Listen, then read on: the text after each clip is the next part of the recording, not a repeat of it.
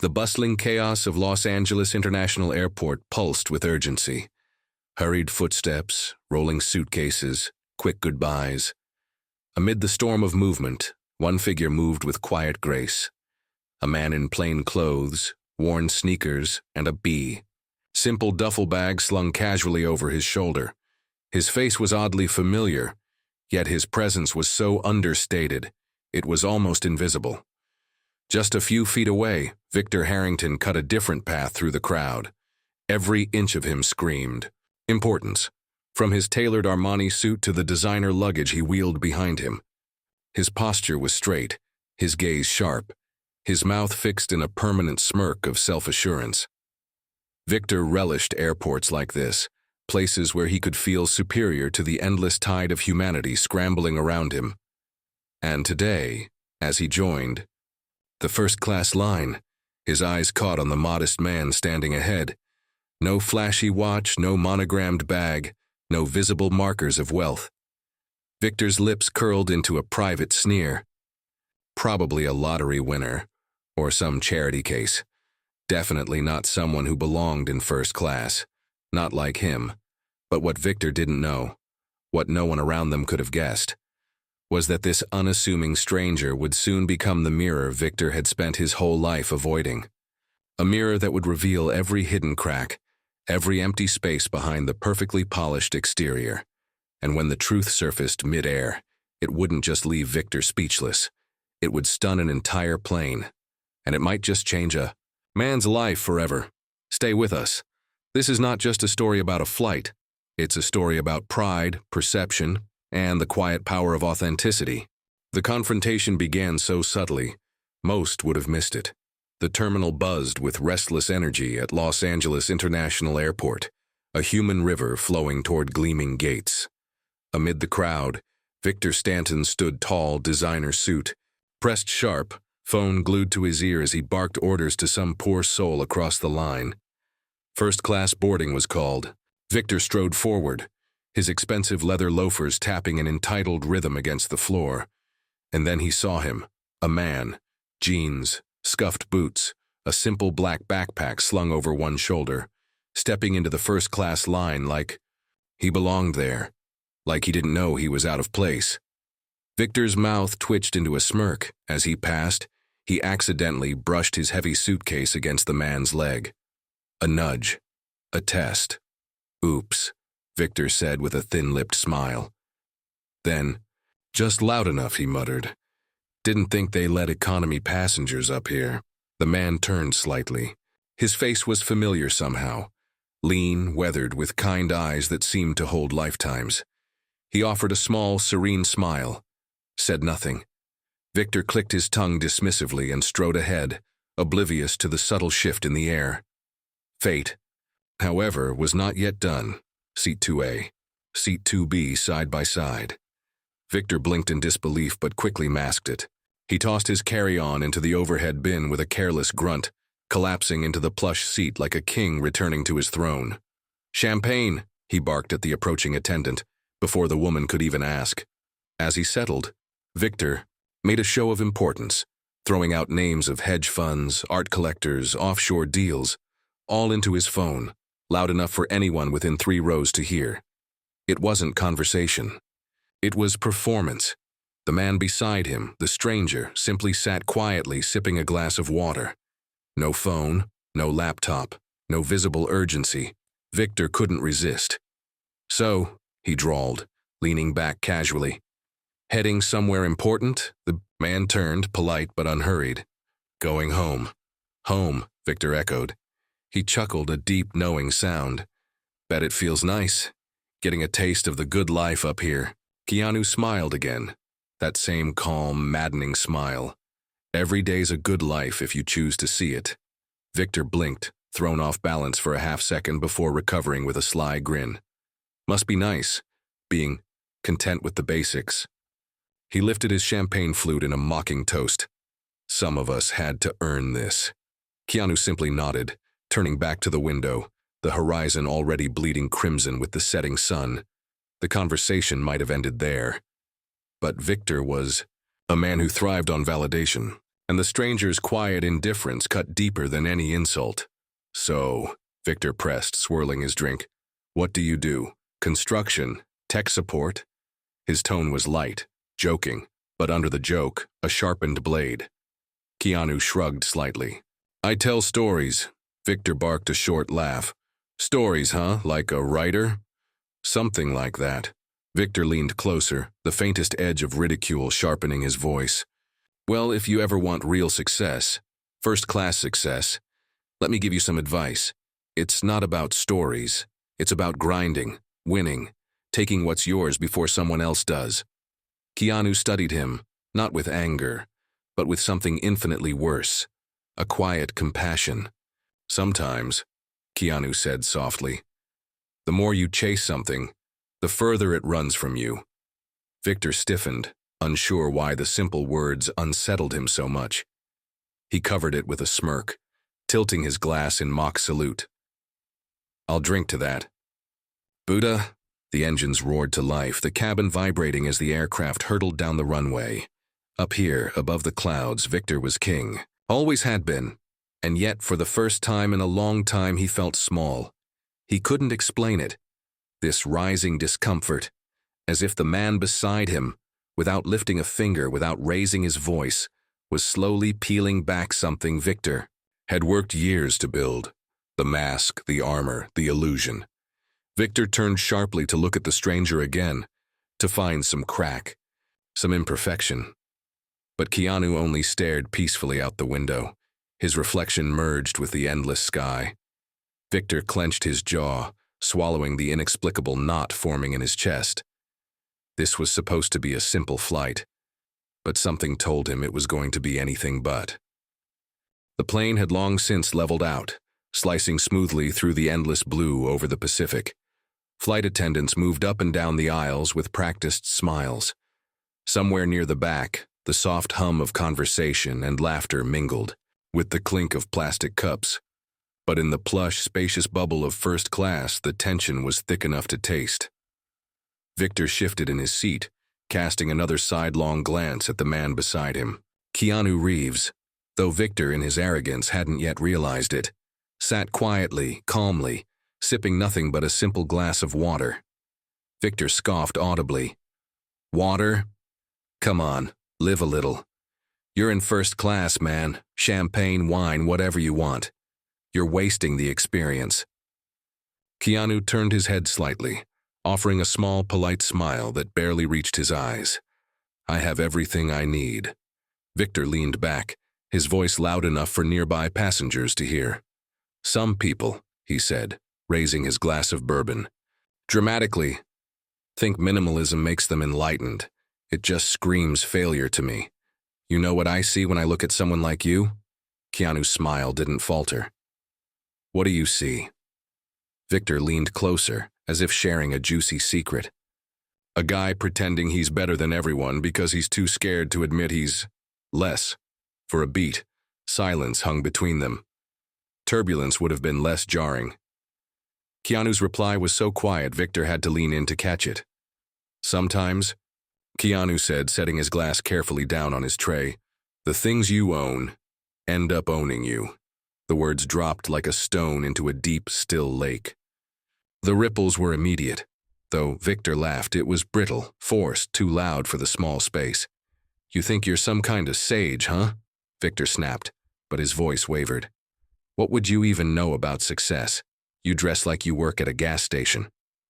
Keanu simply shrugged, returning his gaze to the cloudscape outside the window. It was then Victor noticed, for the first time, how some of the other passengers had begun to glance over. They weren't admiring Victor's designer watch or his expensive cufflinks. If anything, their eyes carried a mixture of pity and quiet judgment. Victor drummed his fingers against the armrest, frustration knotting tighter with each second of Keanu's unbothered silence. He tried again, stabbing into the air with his words. "People respect success. They respect wealth. That's the way the world works. You don't get to be respected for just existing."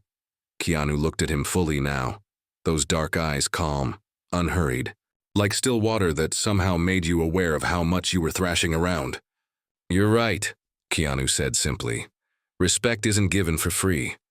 Victor leaned forward, scenting blood. Exactly. But, Keanu continued, voice smooth and steady, neither is dignity. Victor blinked.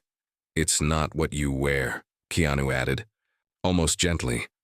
Or where you sit. It's who you are when nobody's watching. The words sliced through Victor's smug exterior with surgical precision. He opened his mouth to fire back, but found he couldn't. The usual parade of clever comebacks, the arsenal of put-downs he'd built his life around, had abandoned him. Outside the window, the sun began its slow descent, casting the cabin in a warm, golden glow. The light caught Keanu's profile, and in that moment, Victor saw not weakness, but something far more unnerving. Peace. He hated it. He hated how this man's quiet composure made his own noise feel hollow.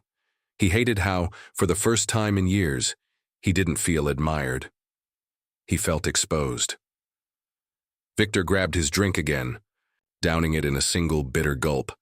The alcohol burned, but it didn't warm him the way it usually did. Instead, he felt colder. The minutes dragged. Victor tried everything, talking about his cars, his penthouse, his big moves in the real estate market. Keanu only nodded, offering the occasional polite murmur, never impressed, never envious. Without ever raising his voice, without ever attacking, Keanu was doing something Victor's fiercest rivals never had. He was making Victor see himself, and Victor didn't like the reflection staring back.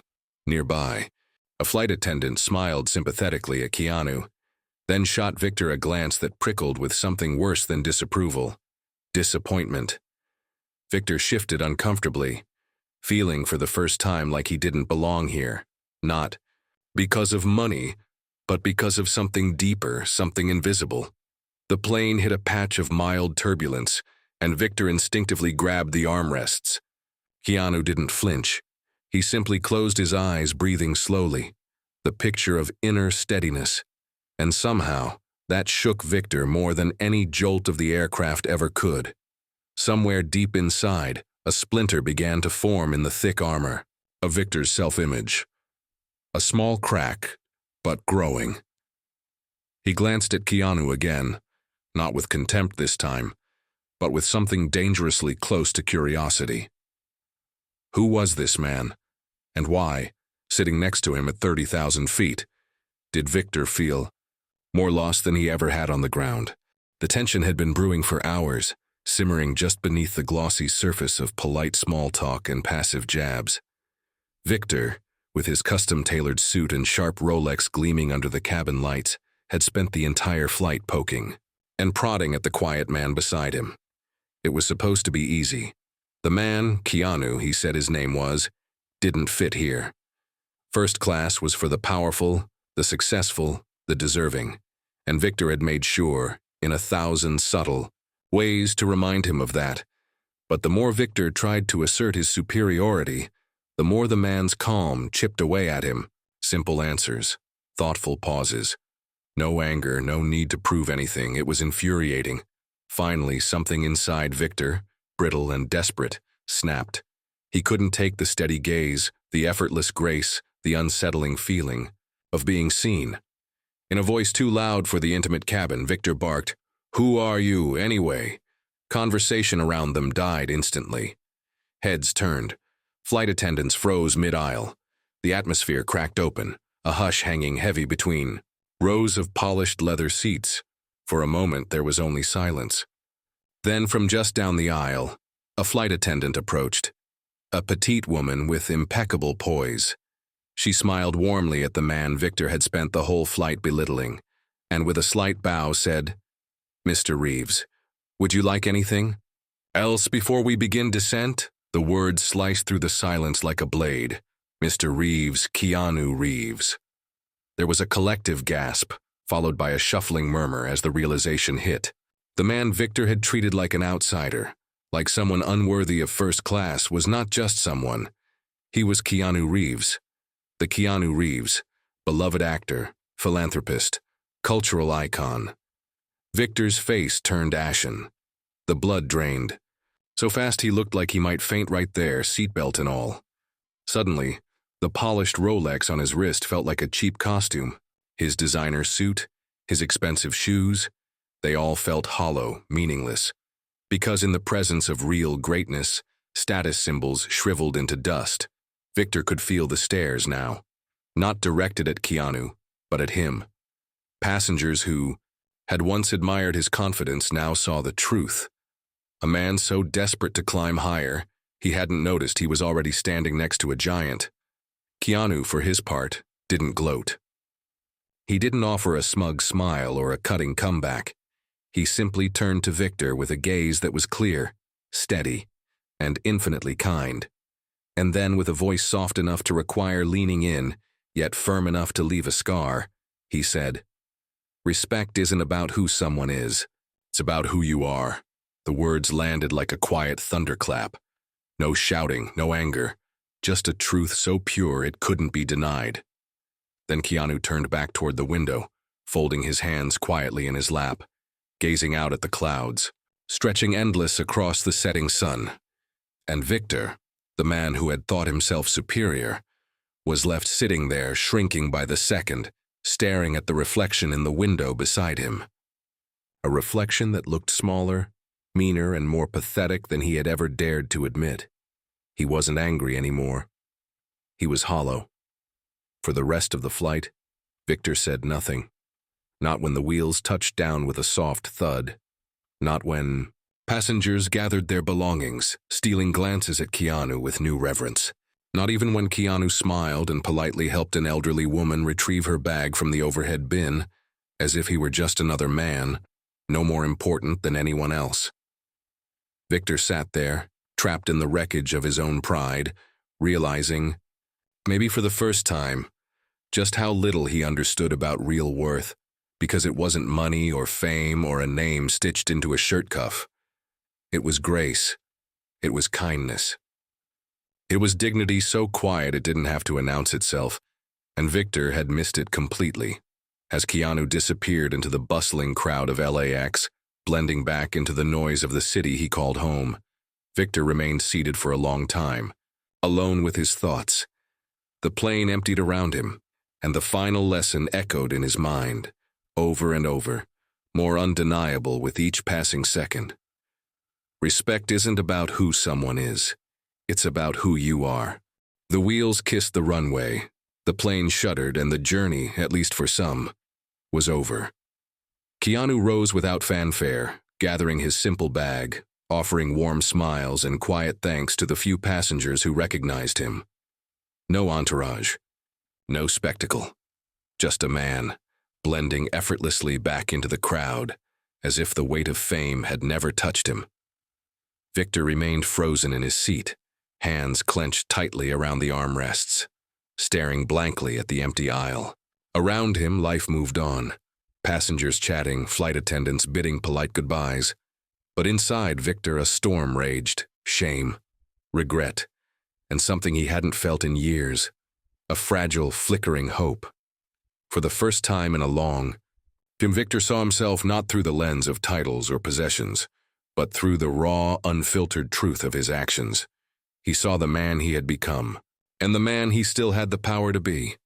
Perhaps it wasn't too late to change. Outside, Keanu disappeared into the rhythm of Los Angeles, another figure lost in the blur of headlights and hurried steps. But he left behind more than a memory. He left behind a mirror. And a silent challenge. Be better, even when no one is watching.